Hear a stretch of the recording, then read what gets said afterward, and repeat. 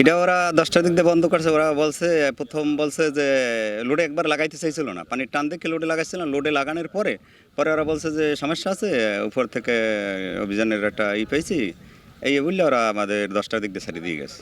অবৈধ না, আমি যেটা নিই যে যত বলগেডালারাই নেয়, এটা আমরা মহাল যারা আনছে তারা বলতে পারবে, আর যারা দেশে তারা বলতে পারবে এটা বৈধ না না অবৈধ। আমরা এখানে আসলে আমাদের নির্দিষ্ট একটা টোকেন আছে, তাদের ডাক যে মহল ডাক হয়েছে এর একটা টোকেন আছে, টোকেন দিয়ে আমার কাছ থেকে টাকা নিয়ে আমরা এই দিয়ে লোড লই। আমরা বৈধই মনে করি, কিন্তু যারা দেশে বা যারা আনছে তারা এটা কতটুকু আনছে, কতটুকু কোন মৌজায় আনছে, কী করছে, এটা বিস্তারিত তারা বলতে পারবে।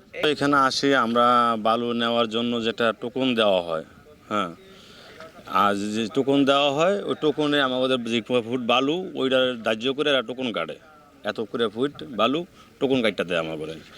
আর অন্য অন্য জায়গায় যারা যে মহল চালায় যখন দেখা সেটা অবৈধ, তখন এরা টোকন দেয় না, যে রিসিপ্টটা দেয় না আমার করে, কিন্তু এই জায়গায় রিসিপ্ট দেয়। ঠিক আছে, ওই রিসিপ্টের উপলক্ষে আমরা এখানে আসি। আর যদি বন্ধ হয়ে যায় তাহলে তো আমরা আসবো না। না, আমি তো আর এই কদিন বন্ধ পাইনি, আজকে আসার পর দিয়ে বলছে যে কিসের বিশেষ অভিযান নাকি, এই জন্য এরা বন্ধ করে দিচ্ছে।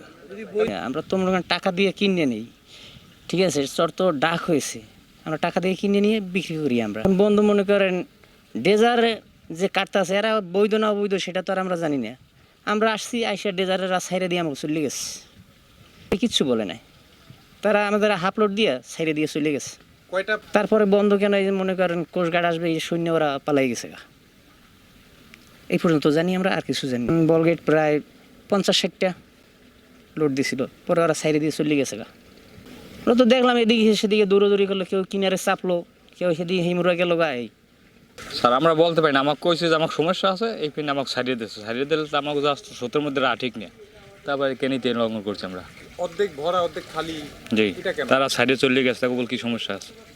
এখন তো দেখছি যে কোষ ঘাটাইছে, আগে তো আমরা জানি না, আমাকে বলেও নাই। কত এই মানে মাসখানে হয় এখানে আইছি আমরা। ভোলা সদর উপজেলার আওতাধীন হচ্ছে চারটা জলমহল, চারটা বালুমহল আছে, মেঘনা 1, 2, 3, 4। আমরা যেখানে আছি আজকে, যেখানে অভিযান পরিচালনা করলাম, এটা হচ্ছে মেঘনা 4-এর অধীনে আর কি।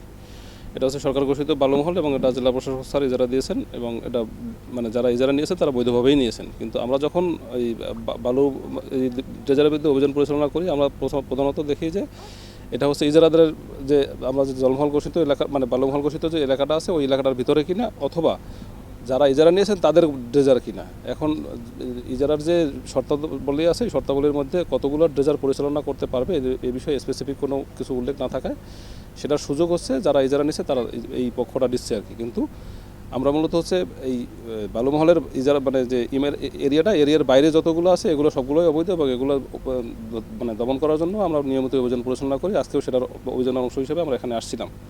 তো এখানে আসার পরে আমরা একটা ড্রেজারও, আপনারা তো সাথেই ছিলেন, একটা ড্রেজারও আমরা পাইনি। ড্রেজারগুলো সবগুলো হচ্ছে নদীর সাইডে রাখা আছে, এবং অনেকগুলো ড্রেজার হচ্ছে আমরা যতদূর খবর পেলাম, আমাদের মানে গোপন সংবাদের ভিত্তিতে আমরা খবর পেয়েছি যে ড্রেজারগুলো হচ্ছে মেরামতের জন্য রাখা হয়েছে অনেকগুলো আর কি।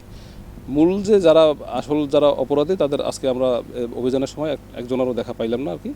পেলে অবশ্যই বিধিমূলক ব্যবস্থা নিতাম, কিন্তু বিষয়টা হচ্ছে আমাদের যে বালুমহলটা বৈধ বালুমহল, ওখান থেকে আমরা বৈধ ইজারার দ্বারা বালি তুলছে কিনা এটা হচ্ছে আমাদের নিশ্চিত করাটা হচ্ছে আমাদের দায়িত্বের মধ্যে।